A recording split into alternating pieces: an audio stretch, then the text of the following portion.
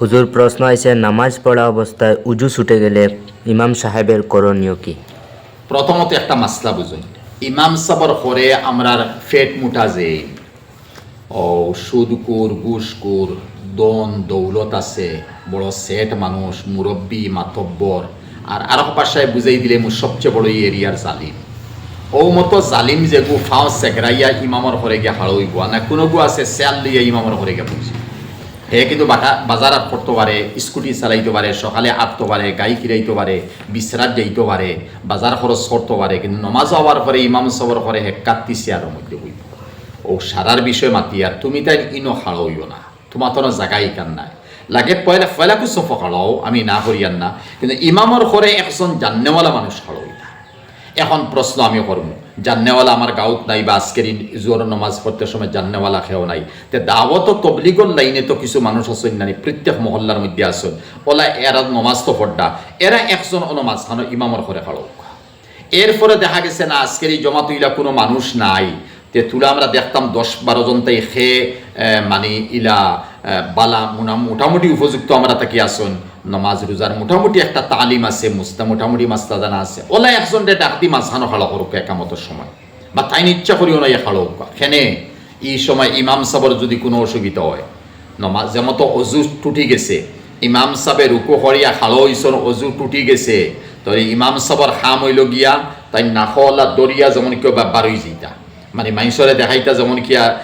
আমার নাক থাকি ফানি ফলের বা নজলা বাইয়া ফলের, ঠিক আছে আওখানো খাম নাই ইমাম সাব বারোই যোগ। আর থান খরে যেইন তাকবা দাওয়াত তবলিগর লাইনের যেন উপযুক্ত আছেন, বা ই হাফিজ বা আলিম হিসাবে উপযুক্ত, মুরব্বী হিসাবে, নজওয়ান হিসাবে উপযুক্ত, তানে টান মারি টান মুসল্লাত দিলেও। আর ইমাম সাহেব রুকু থেকে খাড়া ওইতে সময় বা খাড়া হওয়ার সময় অজু গেছে গিয়া ও হেইন হন তাকে স্টার্ট যোগ, অর্থাৎ এখন তাই সৈদার যোগ গিয়া। আর দেখা যায় ইমাম সাহেব রুকু থাকা অবস্থার মধ্যে অজু গেছে, তাহলে এই বুস্তার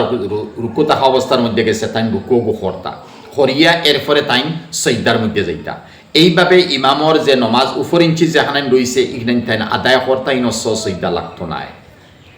সৈদা লাগতো নাই। আর ইমাম সাহেব অজু করি আইতা বা যে কোনো মুক্তদিও বলা মিসাল আরো দেই, মুক্তদির গেছে অজু তাই অজু করি আইতা আইয়া যেন তার নমাজ শেষ হইছে, যেখানে ওই গেছে নমাজ এখানে ওই গেছে, উপর ইঞ্চি যেখানে ছুটিছে ওখানে তাই বাদে পড়িবা, আর যেখানে এখন জমাত লগে ফাইছর ওখানে তাই সরি কইরা, ওখানে তাই সরি জমত মিসাল দেই। ইমাম সাহেবে নমাজ পড়াইছেন, এক মুক্তদির অজু গেছে গিয়া, এখন অজু গেছে কোন সময় 2 নম্বর রাখাতো, এখন তাই দুনিয়ার কোনো মাত মাতিছেন না, কোনো দিকে কোনটা করছেন না, ডাইরেক্ট অজু খানাতকে অজু করিও লগালগ আইছেন, তাহলে আইয়া পাইছেন 3 নম্বর রাখাত গেছে গিয়া, তাহলে 4 নম্বর রাখাত তাই ইমামলকে ফাইরা ফয়লাকু 2 রাখাত ইমামলকে পাইছেন, মাঝখানো 3 নম্বর রাখাতকু টান গেছে, অগু তাইন খাড়াইয়া পড়ি। আর যদি দেখা গেছে বলে না আমি মাত কথা মাতিয়ার পেশাব পায়খানা করিয়া বাদে অজু বানাইয়া, তাহলে তোমার নমাজ পয়লা তাকে হইব, এর মতো 3 নম্বর রাখাত তোমার ছুটি গেছে, এখন 4 নম্বর আইয়া পাইছো, 4 তাকে তোমার নমাজ হইব। আর আগর যে 2 রাখাত পলিশটা ইমামলকে নিয়ে তোমার নমাজ রইছে না, যেহেতু তুমি উজু পেশাব পায়খানা করছো, মাত কথা মাতিছো, দুনিয়ার লাইনে চলছো, এখন তুমি আর নমাজের হালত রইছো না, হালাকে হুকমান তুমি নমাজের হালত আসলাই, কোনো মতে আইয়া অজু বানাইও খাড়ো হয়ে গেছো, তুমি নমাজ আগরিক নাই হয়ে গেছে। আর মাত কথা মাতিয়া পেশাব পায়খানা করিয়া আইছো, তখন তোমার আগর 2 রাখাতে হারাকাত যে পলিশটা ইগনান নাই, নমাজ তোমার ছুটি গেছে। হ্যাঁ, বেহতর হইয়া তাহলো এই মতো ইমাম যেইন তাবা, এই মতো ইমামে জানে দিবা, দেওয়ার পরে তাই যদি হয় অজু পেশাব পায়খানা করিয়া অজু বানাইতা, তে তান তো নমাজ শেষ হয়ে গেছে, এখন যেন ইয়া শরিক হইব না তাই ফাইলা। এই মতো ইমাম সাবে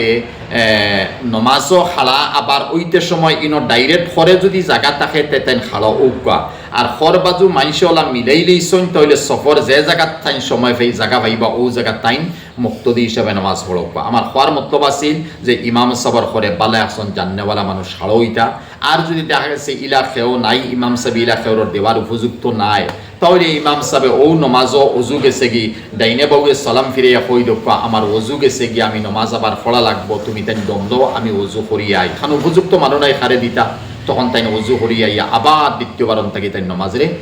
ফয়লা থাকি তাই আরম্ভ করো।